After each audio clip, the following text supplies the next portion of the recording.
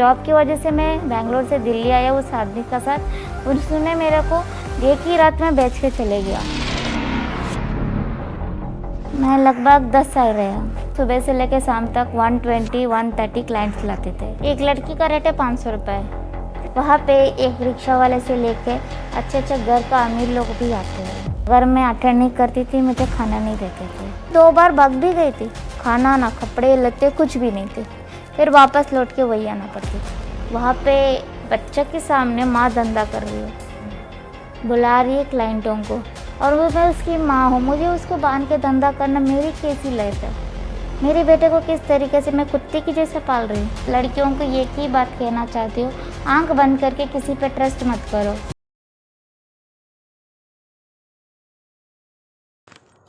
Delhi GB road, जिसे आप red light area के नाम से भी जानते हो, आखिर क्यों किया जाता है यहाँ पर ये काम, और क्यों इस काम को सरकार ने लीगल घोषित कर दिया है? आपने हमारी पहली वीडियो तो देखी होगी। उस वीडियो में हम ज़्यादा बात नहीं कर पाए थे। इस वीडियो को कंप्लीट देखिए और ये वीडियो आपकी लाइफ में काफ़ी नॉलेजमंद साबित होने वाली है। आखिर क्यों ये महिलाएं 300 रुपये में अपना जिस्म बेच देती हैं? तो आइए वीडियो को डिटेल से शुरू करते हैं।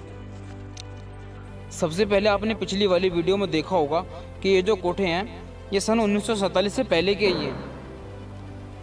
जब अंग्रेज यहाँ पर अपना शासन करते थे उनकी वजह से ये कोठे यहाँ पर स्टार्ट हुए। सबसे पहले कुछ नेपालन लड़कियों को यहाँ पर उन्होंने अपने मज़े के लिए मंगवाया था और ये धंधा उनसे जबरन ज़बरदस्ती कराया जाता था। पहले ये धंधा पब्लिक के लिए नहीं था। बाहर से जो नेपालन लड़कियों को मंगवाया गया था वो सिर्फ इन्होंने अपने मज़े के लिए मंगवाया था। 1947 के बाद जब हमारा देश आज़ाद हुआ तो जो लोग अपने देश वापस लौट गए, तो ब्रिटिश और अंग्रेज जो सब अपना शासन चला रहे थे वो सब अपने देश वापस लौट गए और ये लड़के यहीं पर रह गई। लेकिन तब तक ये मामला काफ़ी लेट हो चुका था।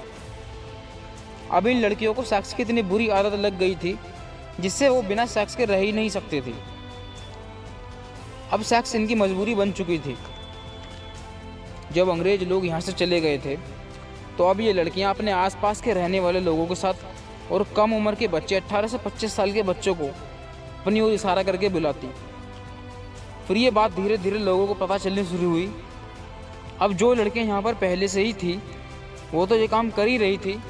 अब इनकी तो आदत बन चुकी थी क्योंकि एक लड़कियाँ 10 से 20 अंग्रेजों के साथ सोती थी। अब इन लड़कियों की तो आदत बन चुकी थी। जिस तरह किसी नशे करने वाले व्यक्ति को आदत लग जाती है, हम इसी तरह ये लड़कियाँ इस काम को कर ही रही थी। और आज यही कारण है कि यहाँ ये धंधा इतने बड़े स्तर पर हो रहा है। अब इसको दूसरी नज़र से देखते हैं, सरकार ने इसे लीगल तौर पर घोषित क्यों कर दिया। अब ये धंधा नहीं बल्कि वहाँ पर काम कर रही महिलाओं के लिए पैसा बन गया है। देश के अंदर रेप की संख्या काफ़ी कम हो गई है अगर ये कोठे ना होते। इसलिए अगर इसे दूसरा नज़रिए से भी देखा जाए तो ये सही भी है। जीबी रोड के आसपास काम कर रही पुलिस भी इन पर पूरा ध्यान रखती है। आइए देखते हैं क्या कर रही है वहाँ की पुलिस इनके लिए। छोटी सी क्लिप आपको दिखाते हैं।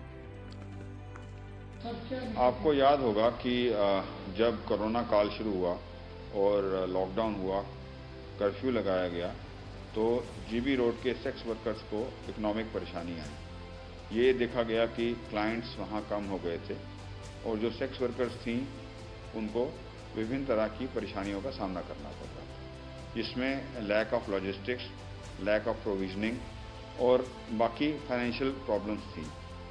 उस समय हम लोगों ने, दिल्ली पुलिस खासकर और मध्य जिला ने वहाँ जाकर उनको बहुत सारी ऐसी सुविधाएं मुहैया कराईं जिसमें राशन भी था, गैस सिलेंडर्स भी थे, दूसरे अन्य सामान भी था, और साथ साथ हमने एक साइकोलॉजिकल चेंज लाने की कोशिश करी जिसमें हुनर ज्योति के प्रोग्राम के थ्रू उनको दिए बनाने का काम हमने सिखाया और करवाया, और जो बाद में हमने खरीद भी लिए दिए।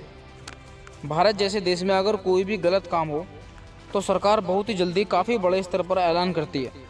आपको क्या लगता है कि ये सरकार ने सही किया या गलत किया? आप अपनी राय कमेंट बॉक्स में बता देना।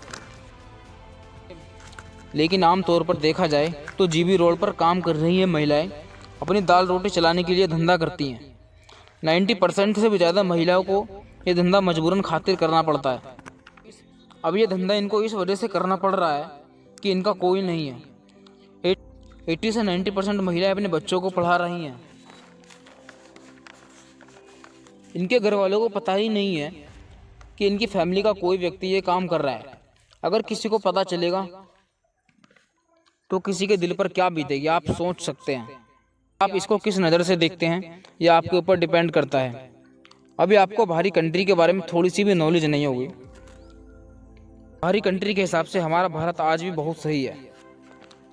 दूसरे देशों में अगर देखें तो वहाँ सेक्स वर्कर का धंधा उस लेवल पर होता है जिस लेवल पर आप सोच भी नहीं सकते। देखिए, ये बात हमारे सभी देशवासियों को पता है कि हमारे देश में सेक्स एजुकेशन के बारे में कोई नॉलेज प्रोवाइड नहीं कराई जाती। वहीं पर मैं अमेरिका जैसी कंट्री की बात करूं तो वहां पर सभी युवा को सेक्स एजुकेशन स्कूल में ही प्रोवाइड करा दी जाती है। कॉलेज की तो बात ही छोड़ो, वहीं दूसरी तरफ हमारे यहाँ पर स्कूल कॉलेज तो छोड़ो, बच्चा मास्टरी भी कर लेगा ना तो उसको सेक्स एजुकेशन के बारे में जीरो नॉलेज होगी। एक सर्वे में बताया गया था कि एक अमेरिकन लेडी अपनी लाइफ में 10 से ज़्यादा पुरुषों के साथ संबंध बनाती है। वहीं अगर हमारे यहाँ एक लेडी दूसरे मर्द की तरफ देख भी ले तो घर में लड़ाइयाँ शुरू होने लगती हैं। ये सारा का सारा जो डिफरेंस है ये बस एजुकेशन का ही है। देखिए, ऐसा बिल्कुल भी नहीं है कि मैं अपने देश के बारे में कुछ ऐसी बातें कर रहा हूँ। देखिए, मैं भी एक इंडियन हूँ और मेरा मकसद है बस सही एजुकेशन को लोगों तक पहुँचाना।